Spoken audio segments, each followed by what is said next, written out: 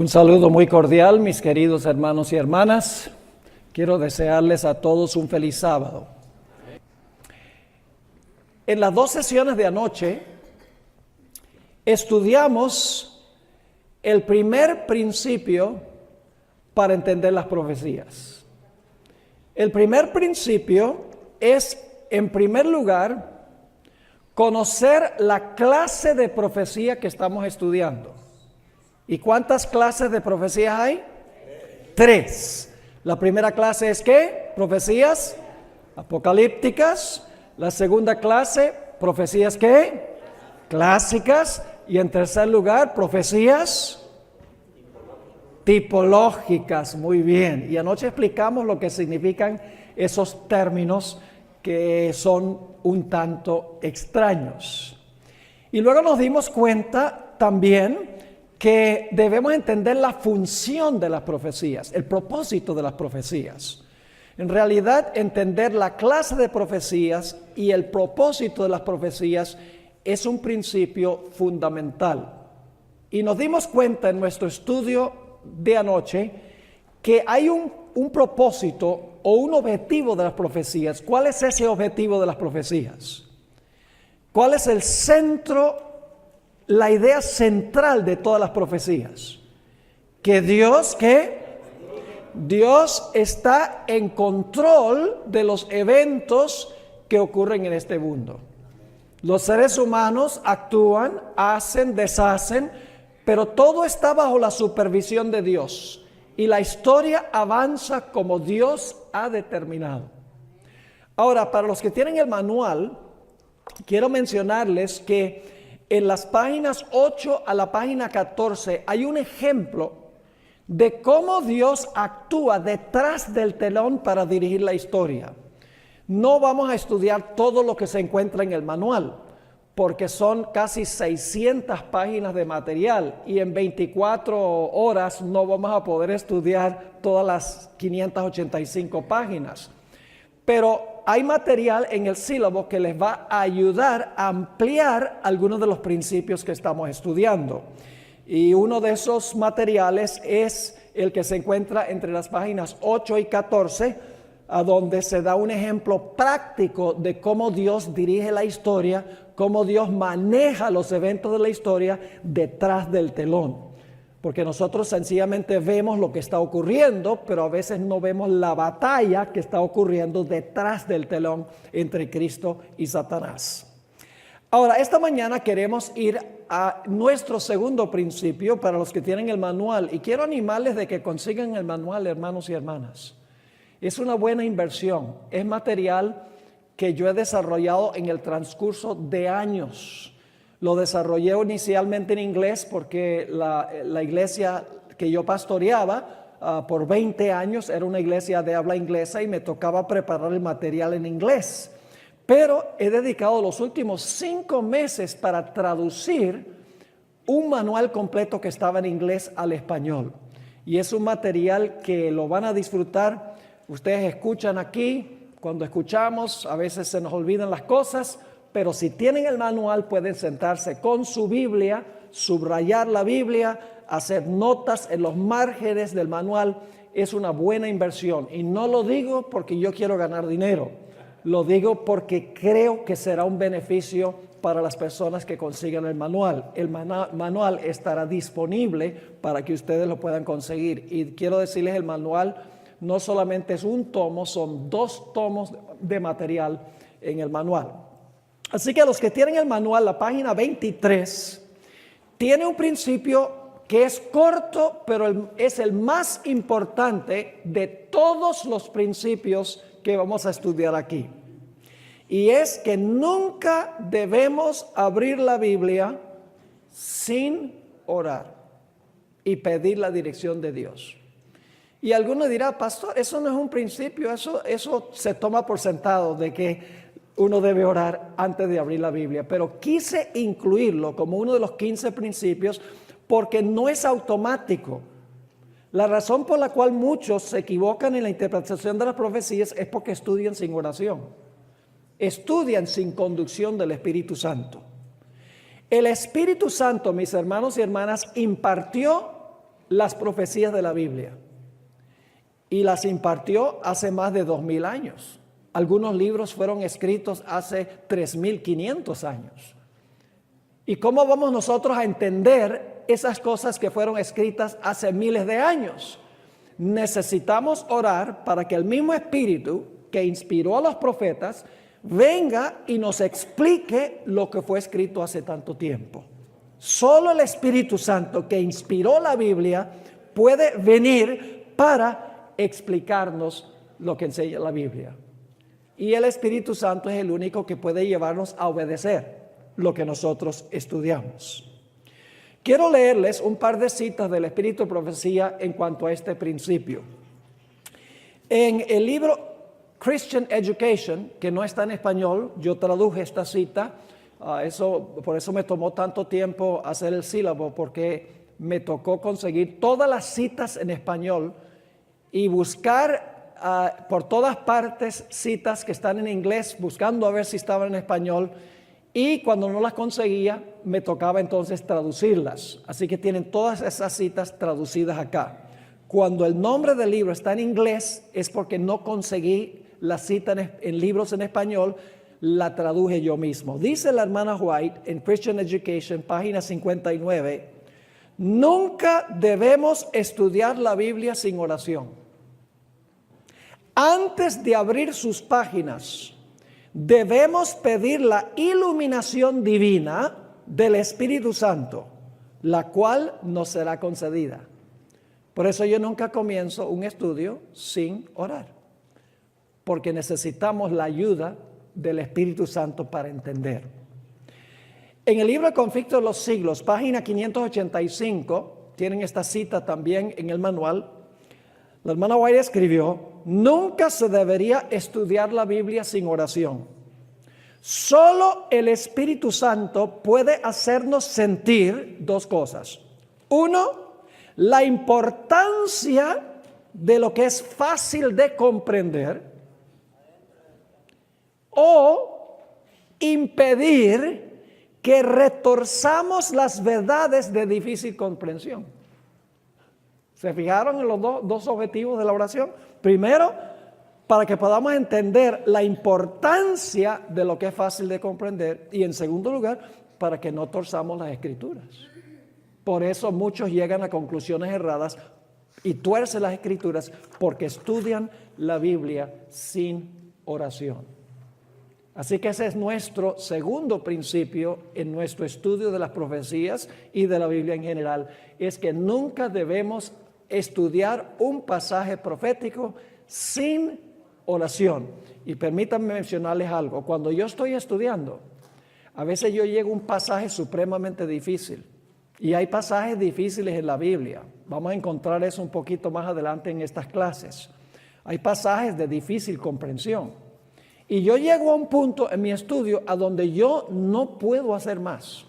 Yo he estudiado las palabras, la gramática, la sintaxis, el significado de palabras, y todavía no soy capaz de descifrar lo que estoy estudiando. En ese momento yo sencillamente suspendo el estudio y oro al Señor. Le digo: Señor, yo ya no puedo hacer más aquí. Yo necesito tu ayuda, necesito tu iluminación.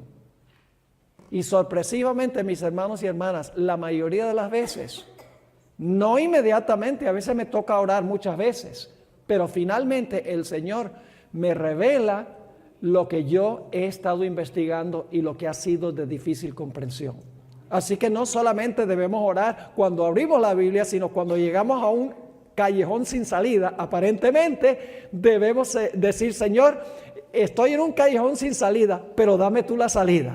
Y el Señor lo hará. Así que dos principios hemos estudiado hasta ahora. Y usted dice: bueno, vamos viento en popa, son 15 y ya vamos con 2. Bueno, los más complejos están hacia el final del estudio. Nos va a tomar mucho más tiempo. Así que el primer principio, entender las clases de profecía, las clases de profecías que estamos estudiando y su función. Y el segundo principio es que nunca debemos estudiar un pasaje profético sin orar. Ahora vamos a la página 25, los que tienen el manual, la página 25, Y vamos a notar el principio número 3 de nuestro estudio. El principio número 3 es que debemos, cuando estamos leyendo un pasaje bíblico o un pasaje profético más específicamente, debemos hacerle preguntas al pasaje. Y debemos entonces buscar respuestas a las preguntas que nosotros le hacemos al pasaje. Y aquí yo les doy varios ejemplos que voy a mencionar en un momento. Antes de comenzar a interpretar un pasaje o un texto de la Biblia, necesitamos leerlo cuidadosamente, leerlo varias veces, leerlo en varias versiones de la Biblia y hacerle preguntas al texto. La Biblia nos dice que cuando Jesús fue al templo, cuando tenía 12 años, se reunió con los dirigentes espirituales y dice que los dejó sorprendidos con las preguntas que hacía sobre la Biblia. No por su exposición, sino por las preguntas que les hacía. Es necesario, en otras palabras, cuando estamos estudiando las profecías, tener una mente activa, clara, inquisitiva y perceptiva, y hacerle preguntas al texto si hay cosas que no entendemos, cuándo se escribió, quién lo escribió, por qué lo escribió, quién lo iba a recibir, por qué se usa esta palabra y por qué no aparece este concepto. Debemos tener una mente activa, inquisitiva cuando estudiamos las profecías. Es decir, que estudiar las profecías es como la obra de un detective. ¿Han visto cómo trabaja un detective? Busca una clave aquí, una clave allá, otra clave allá. Entonces, cuando tiene todas las claves, junta las claves y entonces consigue al culpable. El estudio de la profecía es parecido. Estudiamos las diferentes partes del pasaje bíblico que estamos estudiando, interpretamos las palabras, vemos el tiempo en que se escribió, a quiénes se escribió, y entonces una vez que hemos conseguido todas las claves, las juntamos y entonces tenemos un panorama completo. Es como armar un rompecabezas. ¿Hay alguien aquí que le gusta armar rompecabezas? ¿Ve? Eso es como la trabaja. Tienen que buscar y clasificar los colores, etcétera. Estudiar el cuadro como aparece en la tapa de la caja y entonces buscar cómo todas las diferentes partes caben juntas. Así es el estudio de las profecías. Ahora yo quiero mencionar algunas preguntas que yo formulé cuando estaba estudiando algunos pasajes de la Biblia y luego nos vamos a enfocar en un ejemplo específico. ¿Por qué razón Dios no le dio a Adán y Eva en Génesis un mandato directo de guardar el sábado? Cuando yo estudié el pasaje, yo dije, qué raro, si el sábado es tan importante y Dios lo estableció en la creación, ¿por qué dice en Génesis que Dios reposó? ¿Por qué no dice que Dios le mandó a Adán y Eva que reposaran? Formulé esa pregunta, digo, tengo que buscar la respuesta. También cuando estaba leyendo, me di cuenta que cada día de la creación tuvo tarde y mañana, menos el séptimo día. No dice, fue la tarde y la mañana del séptimo día. Así que yo me preguntaba y decía, ¿por qué razón los primeros 6 días fue la tarde y la mañana y el séptimo día no dice que hubo tarde y mañana? ¿Ve? No solamente hay que estudiar lo que está, sino que hay que preguntarse por qué no están ciertas cosas. Para eso necesitamos tener una mente activa. Otra pregunta que yo tenía cuando estaba estudiando Hechos 1, que relata lo que ocurrió antes del día del Pentecostés, es por qué razón los apóstoles decidieron que era necesario elegir un sucesor de Judas antes del día del Pentecostés. Yo decía, ¿por qué tienen ellos que elegir? ¿Por qué tienen que dedicar tiempo para elegir un sucesor en lugar de Judas, quien apostató? ¿No hubiera sido mejor esperar hasta después del día del Pentecostés, ya cuando tenían el Espíritu Santo, podrían entonces haber tomado una decisión más acertada? Esa fue una pregunta que me surgió y me puse a estudiarlo y descubrí la razón.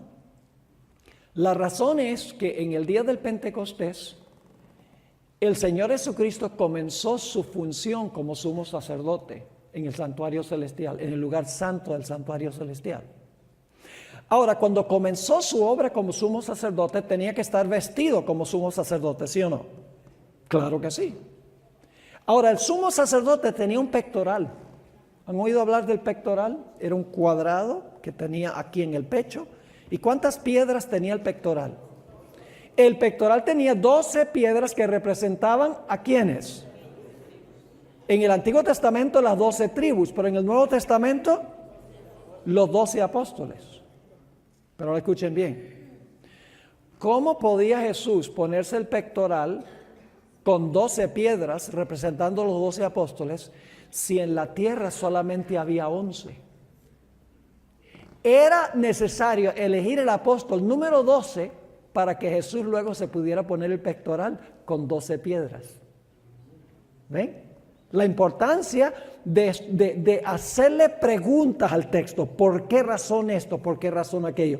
Otro ejemplo que tenemos en el manual es Apocalipsis 17. Y el último tema en el manual es un estudio de Apocalipsis 17. Es un capítulo complejo.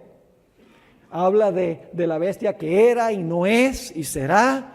Y habla de 7 cabezas, 5 cayeron, una es, la otra no ha venido, y la gente especula mucho en cuanto a este capítulo específicamente.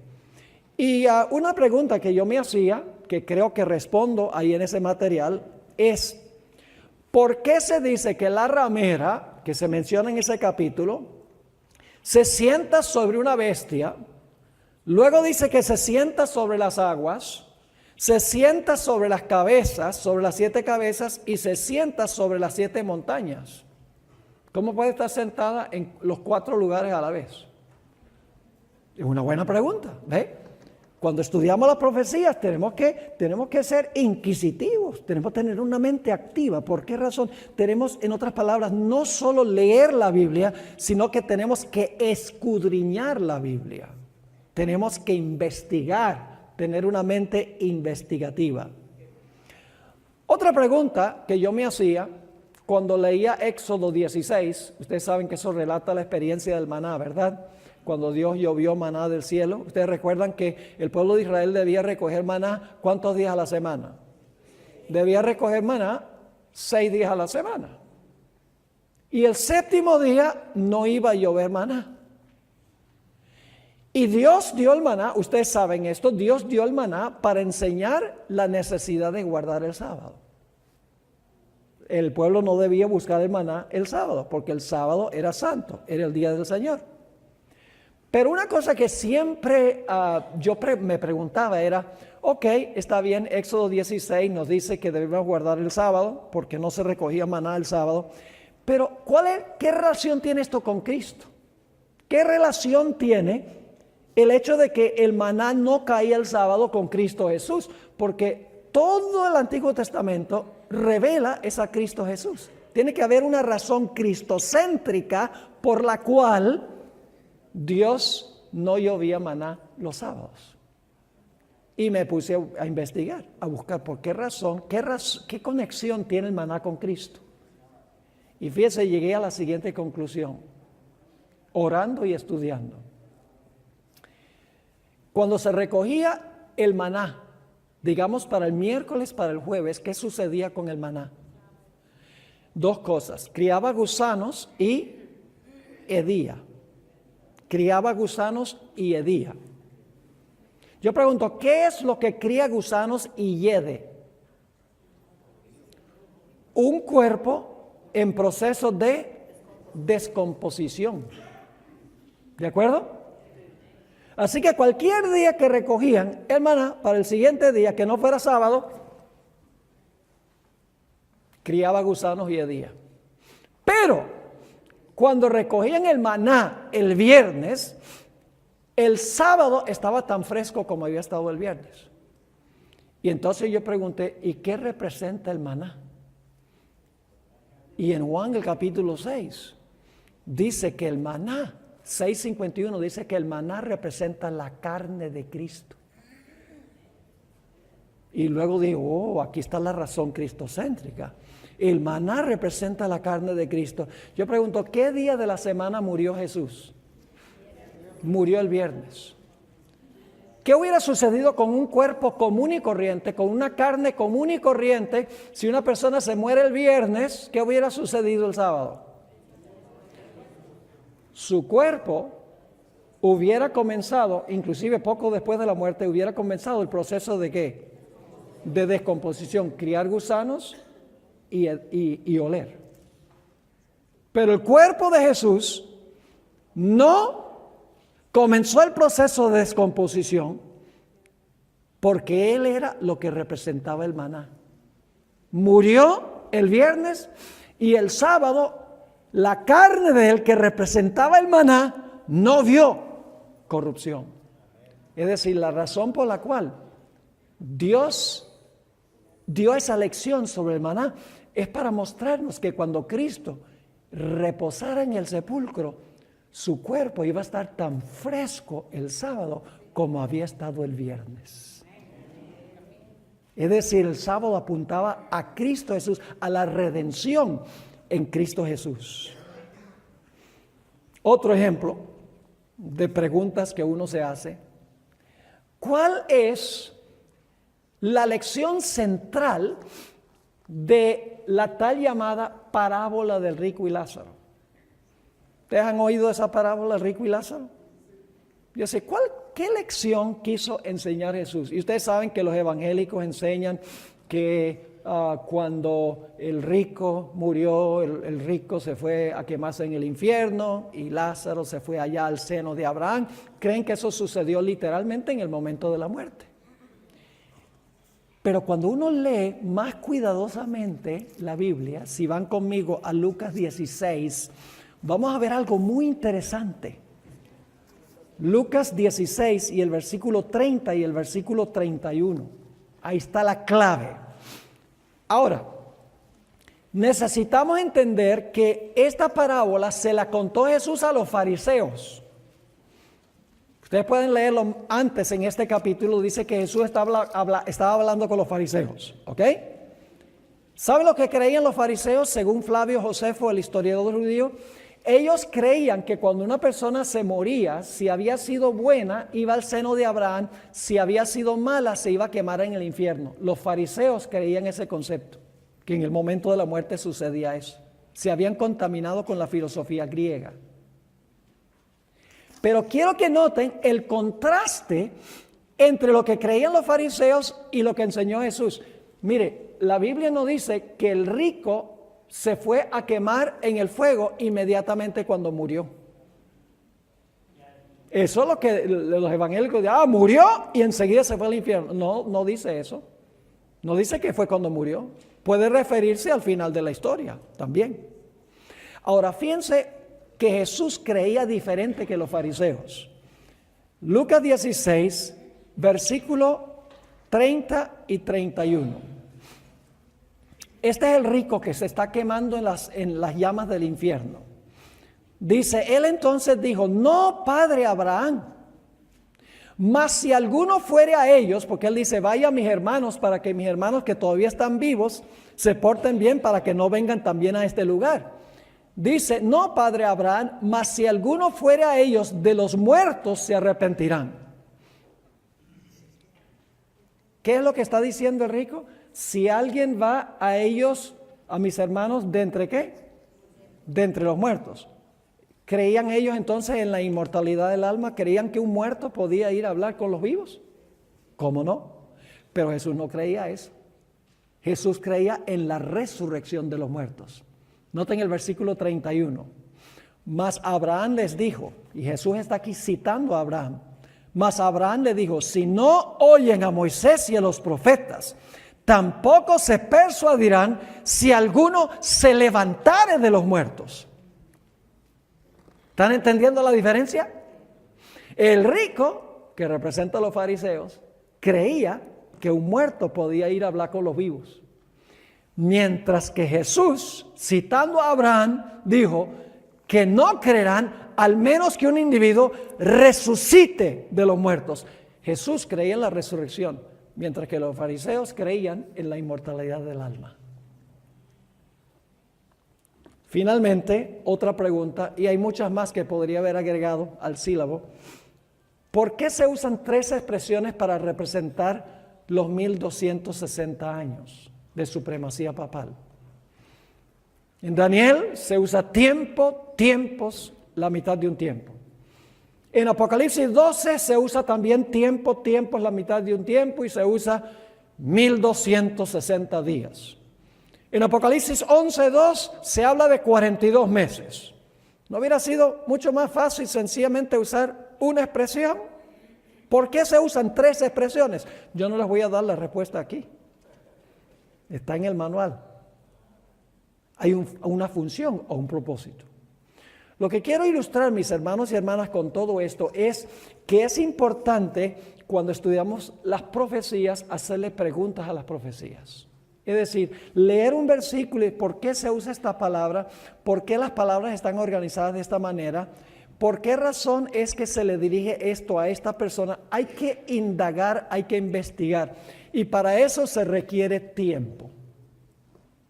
Lamentablemente vivimos en un mundo a donde la gente todo lo quiere masticado y rapidito. Los medios de comunicación, hasta cierto sentido, han arruinado nuestro deseo de investigar, de indagar y de resolver problemas. Todo lo queremos a la mano, así, rapidito, fácil. Fast food, comida rápida. Y lo mismo hacen con la Biblia.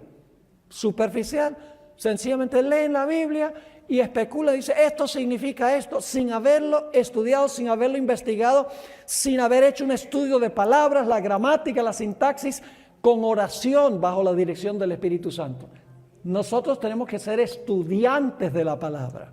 No podemos ser sencillamente lectores de la palabra. Jesús no dijo, leed las Escrituras. Jesús dijo, escudriñad las Escrituras. ¿Están entendiendo bien este principio? Ahora, en el tiempo que nos resta de esta clase y en una porción de la próxima clase, vamos a notar un ejemplo a donde yo conseguí 2 preguntas para hacerle al texto bíblico. Vamos a tratar de contestar 2 preguntas. Número 1. ¿Por qué razón, si el sábado es tan importante como creemos los adventistas, no le dio Dios en Génesis un mandato directo a Adán y Eva que guardaran el sábado? Saben que los evangélicos dicen el sábado no es una institución que Dios estableció en la creación. La primera vez dicen que aparece el sábado, que Dios se lo da al hombre, es en Éxodo 16 con el maná. En Génesis dice que Dios reposó. Pero no dice que Dios le mandó al hombre que reposara. Así que Dios no le dio el sábado al hombre en la creación. Eso es lo que arguyen. Y por muchos años decía, oye, de verdad que ojalá que Dios hubiera puesto ahí Adán y Eva guarden este sábado. Pero no lo puso. ¿Por qué? Y luego relacionado con esto, la otra pregunta era, ¿por qué razón es que todos los días tienen tarde y mañana, pero el séptimo día no tiene tarde y mañana? Y decía, y un profesor decía, bueno, debe ser que a Moisés se le olvidó escribirlo. Y dice, no puede ser. Tiene que haber alguna razón teológica, algún propósito, algún motivo, tiene que haber. Y le digo, por años, mis hermanos y hermanas, me devané los sesos con oración para tratar de contestar estas 2 preguntas y no conseguí la respuesta. Hasta que un día, orando y estudiando, el Señor me reveló algunas cosas tremendas que quiero compartir con ustedes para ejemplificar la importancia de tener una mente activa, hacerle preguntas al texto y buscar respuestas a nuestras preguntas. Ahora, ustedes saben que el Papa Francisco I visitó los Estados Unidos en septiembre del año 2015. Hay 4 eventos importantes que ocurrieron en la visita de Francisco I a este país. En primer lugar, él se reunió por 45 minutos con Barack Obama en la Casa Blanca. En segundo lugar, él dio un discurso a una sesión conjunta del Congreso de los Estados Unidos, la Cámara de Representantes y todos los senadores reunidos juntos. En tercer lugar, dio un discurso enfrente de la sala de la Constitución, a donde se ratificó la Constitución de los Estados Unidos en Filadelfia. Y en cuarto lugar, presentó el discurso inaugural ante la sesión número 70 de la Organización de las Naciones Unidas. En esos 4 lugares, el Papa enfatizó 3 puntos principales. Número 1, la necesidad de eliminar el problema de la pobreza en el mundo. En segundo lugar, la necesidad de salvar el núcleo familiar. Y en tercer lugar, la necesidad de resolver el grave problema del cambio climático. Y el Papa ha conectado esas 3 causas con la necesidad de observar el domingo como día de reposo. Él ha dicho, por ejemplo, los señores capitalistas, los que son dueños del capital, hacen trabajar y trabajar y trabajar a los pobres obreros. Esos obreros que son tan abusados por sus señores capitalistas necesitan por lo menos que se les dé un día para descansar. ¿Y a que no adivinan qué día es ese? El domingo. Dice, la familia está en crisis. Porque la gente trabaja, van a la escuela, hacen esto y aquello durante la semana. Nunca tienen tiempo de estar con la familia. La familia necesita un día. ¿A que no adivinan qué día es ese? El domingo. Dice, el hombre ha abusado del medio ambiente, de la naturaleza. El medio ambiente necesita un día para descansar. ¿A que no adivinan qué día es ese? El domingo. El papado y muchos protestantes han vinculado la necesidad de observar el domingo con estas 3 causas que les acabo de mencionar. Así que nosotros necesitamos analizar el significado del sábado al principio. Yo pregunto, ¿nosotros sabemos como adventistas que el sábado va a ser un punto muy central en el conflicto final? Es la relación entre el sello de Dios y la marca de la bestia, ¿verdad que sí? Pero ¿cómo podemos entender lo que va a pasar en el futuro con el sábado, con el sello de Dios y la marca de la bestia? Al menos que nosotros conocemos el fundamento del sábado, donde se originó y donde comenzó.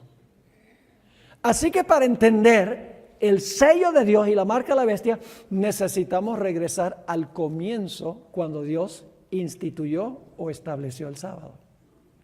Y eso es lo que vamos a hacer. Ahora, mis hermanos y hermanas, cuando uno lee el relato de los primeros 6 días de la creación, uno se da cuenta que Dios está en el centro del relato. Todo el relato gira alrededor de Dios. Dios es el sujeto del relato de la creación. Dios es el artífice, el protagonista central del relato de la creación. No el hombre, no la creación. Dios. Más de 30 veces, solo en el capítulo 1, se usan expresiones como lo siguiente: creó Dios, dijo Dios, vio Dios, separó Dios, llamó Dios, hizo Dios, puso Dios, bendijo Dios. Me da la impresión de que en Génesis 1 Dios quiere que nosotros sepamos que fue Él. Porque más de 30 veces se enfatiza lo que hizo Dios. Dios es el protagonista central del relato de la creación, de los primeros 6 días de la creación. Dios está haciendo todo. Dios está desempeñando todo el trabajo. Vamos a leer el resumen de los primeros 6 días en Génesis 1:31. Génesis 1 y el versículo 31. Esto nos da el resumen del 6º día de la creación, cuando Dios termina su obra. Dice allí, y vio Dios todo lo que Él había hecho. ¿Quién fue el que hizo? Dios. Vio Dios todo lo que Él había hecho, y he aquí que era bueno en gran manera, y fue la tarde y la mañana del día sexto. ¿Quién hizo todo lo que existió en los primeros 6 días de la creación? Dios. Dios fue el artífice, el creador, el que trabajó. ¿Cuánto trabajo hizo el hombre en la creación? Nada. Dios fue el que trabajó los 6 días. Ahora, es muy importante reconocer que como Dios fue el que creó todos los primeros 6 días de la creación, ¿a quién le pertenece todo lo que existe? A Dios le pertenece. Vamos a leer el Salmo 24 y el versículo 1. Salmo 24, 1.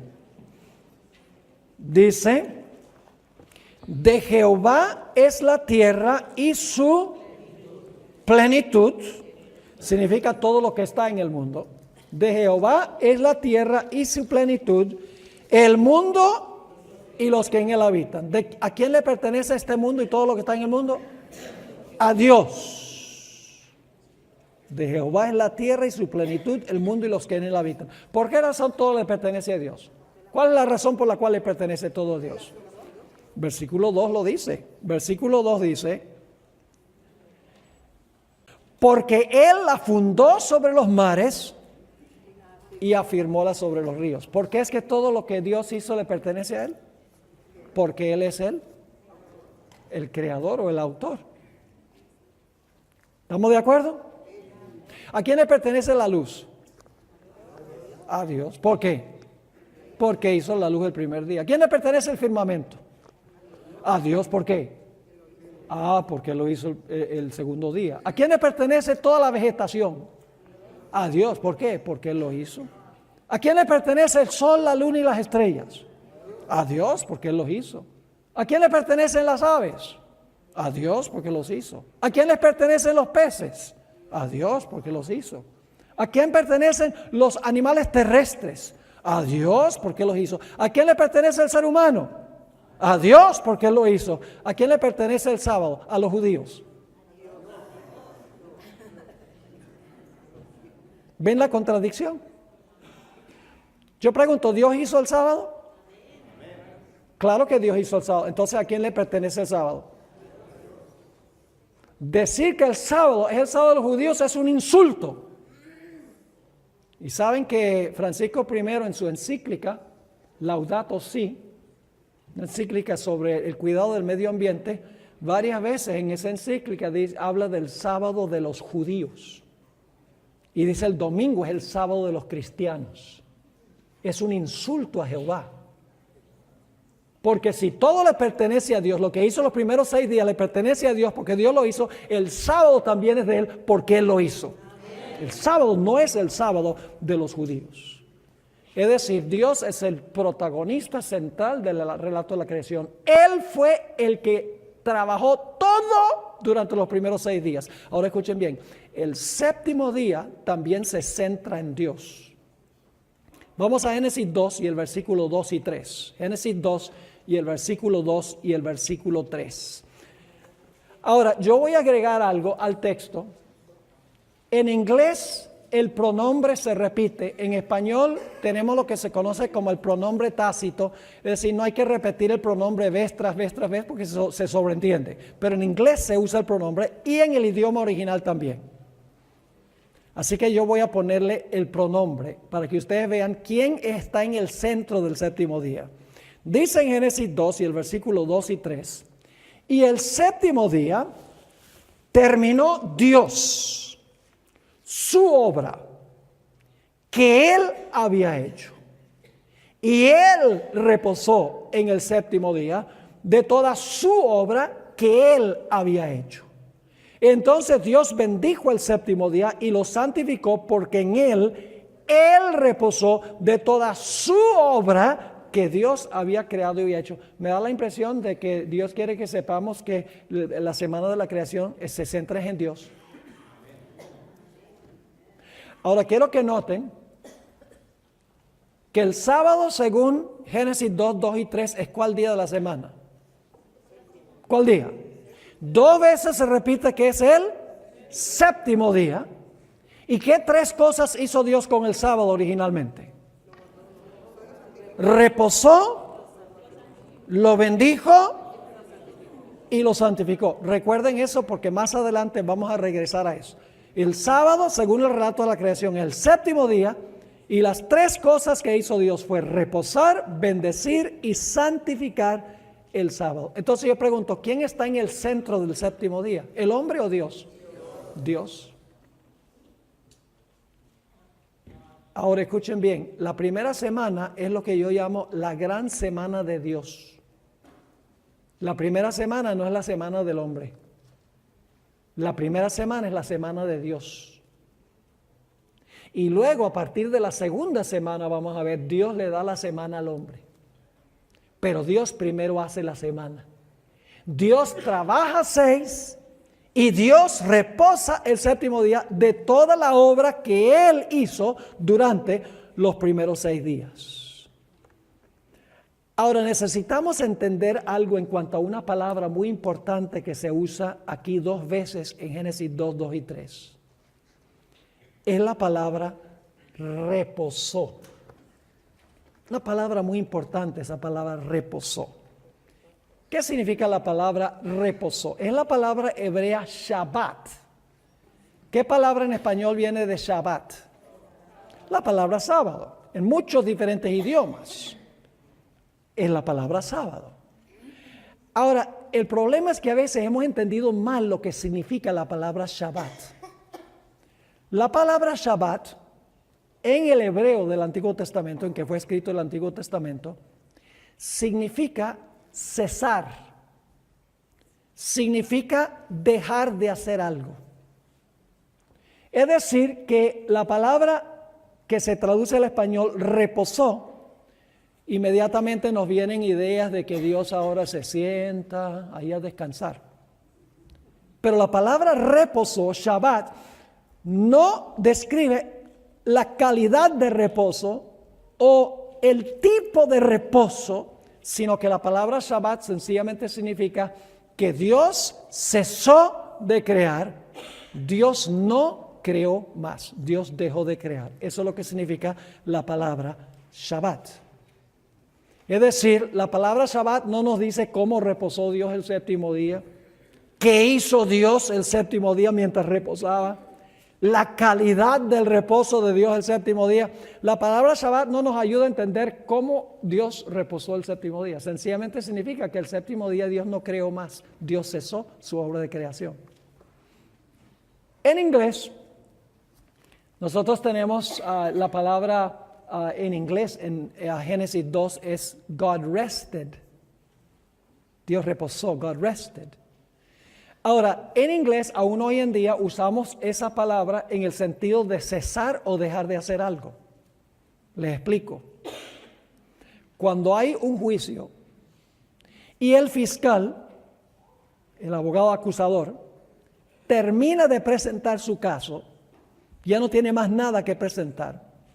¿Qué es lo que dice? The prosecution rests. Eso significa que el fiscal se va de vacación a Hawái para sentarse en la playa y reposar, descansar sobre... No. La palabra prosecution rest, o sea, el fiscal reposa, significa que no tiene más nada que presentar. Cesó de presentar su caso. Eso es lo que significa la palabra Shabbat. Significa que Dios terminó y no tenía más nada que hacer. Cesó de crear, dejó de crear. ¿Están entendiendo el punto? Muy importante para lo que vamos a estudiar. Ahora, permítame leerles 2 textos del Antiguo Testamento para que ustedes vean que eso es lo que significa la palabra Shabbat. Vamos al libro de Nehemías, el capítulo 6 y el versículo 3. Nehemías 6 y el versículo 3. Aquí los enemigos de Nehemías, quien está construyendo el muro de Jerusalén, quieren distraerlo del trabajo, quieren que él vaya a hablar con ellos. Y Nehemías les va a decir, mire, yo no tengo tiempo para ir a hablar con usted, yo no puedo dejar de construir el muro, no puedo cesar. Note lo que dice Nehemías 6 y el versículo 3. Y les envié mensajeros diciendo, yo hago una gran obra y no puedo ir. ¿Por qué cesaría la obra dejándola yo para ir a vosotros? Esa palabra cesaría es Shabbat. ¿Qué significa la palabra Shabbat ahí? Dejar de construir. No tiene nada que ver con Nehemías echarse una siesta o descansar. No, sencillamente significa, ¿por qué voy a dejar de hacer lo que estoy haciendo? Séptimo día, Dios dejó de hacer lo que estaba haciendo. Otro ejemplo, Salmo 46, 8 y 9, usa también la palabra Shabbat. Salmo 46, 8 y 9, donde está hablando del día cuando terminarán las guerras. ¿Qué les parece? ¿Buena idea cuando termine la guerra? ¡Wow! Gloria a Dios por eso. Salmo 46, 8 y 9. Venid, ved las obras de Jehová, que ha puesto asolamientos en la tierra, que hace que cesar. Esa es la misma palabra Shabbat de Génesis 2. Que hace cesar las guerras hasta los fines de la tierra. Es decir, no más guerras significa Shabbat, cesan las guerras. Como Dios, cuando terminó su obra, cesó el séptimo día. ¿Está claro lo que significa la palabra Shabbat? No expresa cómo reposó Dios, la calidad del reposo de Dios, qué hizo Dios el séptimo día, sino que enfatiza lo que Dios no hizo. Dios no creó más, dejó de crear, cesó de crear. Yo llamo a la primera semana la gran semana de Dios, porque Dios fue el que trabajó 6 y Dios fue el que reposó el séptimo. No se dice nada que el hombre haya trabajado, ni tampoco se dice nada que el hombre haya reposado ese séptimo día. No se me asusten. Yo creo que el sábado es una institución de la creación. Pero hay algo, mis hermanos y hermanas, que no hemos visto, tal vez por no leer cuidadosamente el texto. Hay una razón por la cual Dios no le mandó a Adán y Eva que guardaran ese primer sábado, el séptimo día de la semana de la creación. Y a eso vamos a ir en un momento. Pero necesitamos preguntarnos, ¿cómo reposó Dios el séptimo día? ¿Qué hizo el séptimo día? ¿Cuál fue la calidad de su reposo el séptimo día?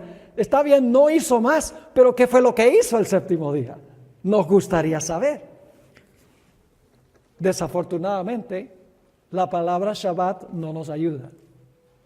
Pero hay otras 2 palabras hebreas del Antiguo Testamento que nos ayudan a entender cómo reposó Dios el séptimo día, la calidad de su reposo, qué hizo Dios el séptimo día.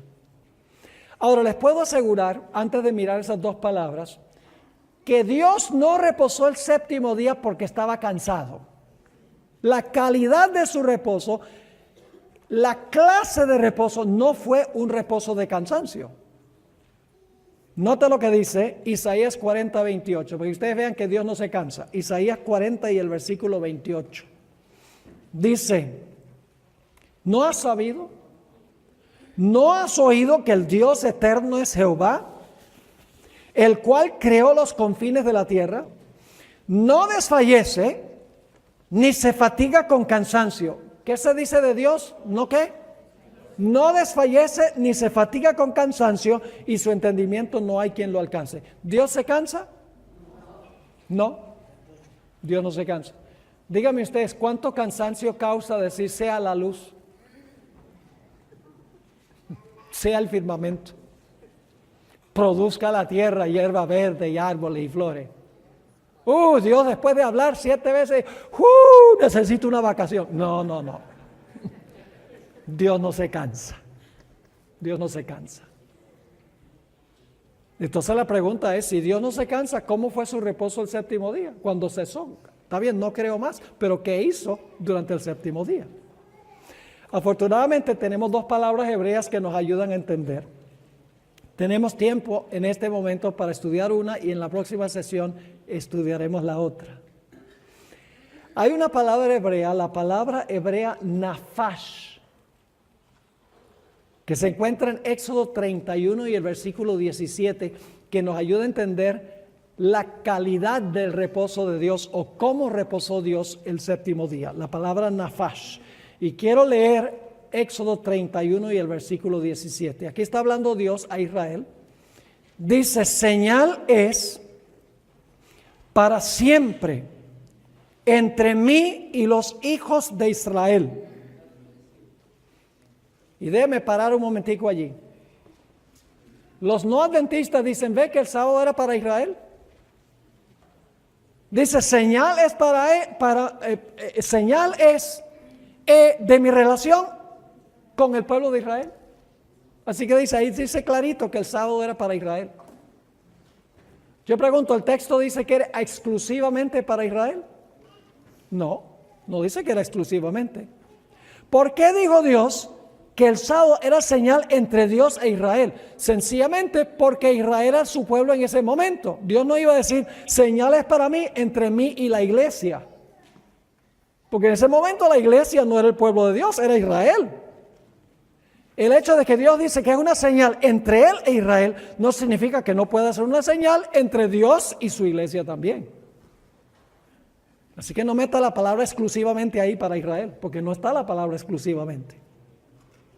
Ahora sigue diciendo, señales para siempre entre mí y los hijos de Israel, y ahora da la razón. Porque en 6 días hizo Jehová los cielos y la tierra, y en el séptimo día, escuchen ahora bien, en el séptimo día, ¿qué? ¿A que no adivinan qué palabra es esa? Shabbat, ahí lo traduce correctamente. El séptimo día cesó, pero ahora se agrega otra palabra, y reposó o descansó.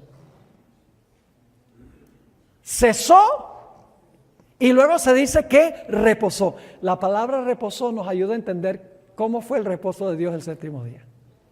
La palabra hebrea nafash no es una palabra común en el Antiguo Testamento, se usa solo 3 veces en el Antiguo Testamento. Es más fácil para mí demostrar lo que significa la palabra nafash que explicarle. Les voy a mostrar ahora lo que significa la palabra nafash. La palabra nafash significa esto.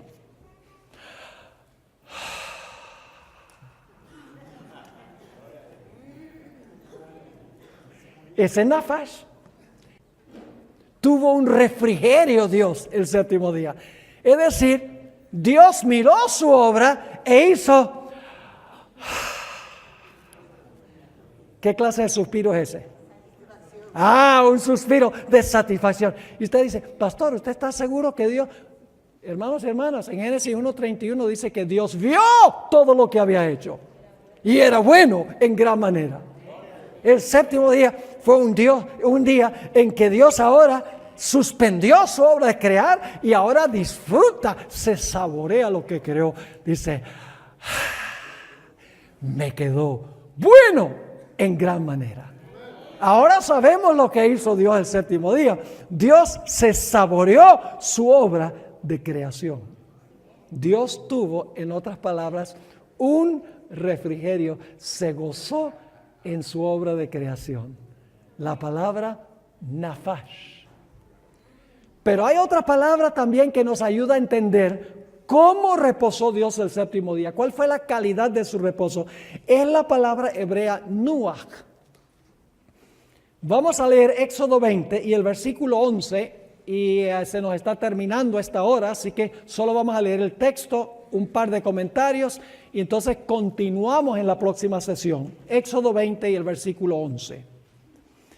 Es la conclusión del 4º mandamiento de la ley de Dios. Dice allí, porque en 6 días hizo Jehová los cielos y la tierra, el mar y todas las cosas que en ellos hay, y reposó en el séptimo día. Por tanto Jehová bendijo el día de reposo y lo santificó. ¿Cuál es el día de reposo? ¿Qué número del día es el día de reposo? El séptimo. ¿Es el mismo día de la creación? Sí. ¿Dice que Dios reposó en el 4º mandamiento? ¿Dice que Dios bendijo? ¿Dice que Dios santificó? ¿Es el mismo sábado de Génesis? Sí, pero ahora escuchen algo muy interesante. La palabra reposó aquí en Éxodo 20:11, a donde dice reposó en el séptimo día, no es la palabra Shabbat. Es la palabra Nuach.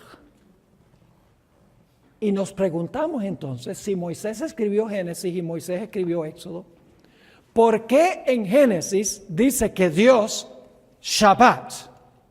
Mientras que en el cuarto mandamiento dice que Dios Nuach.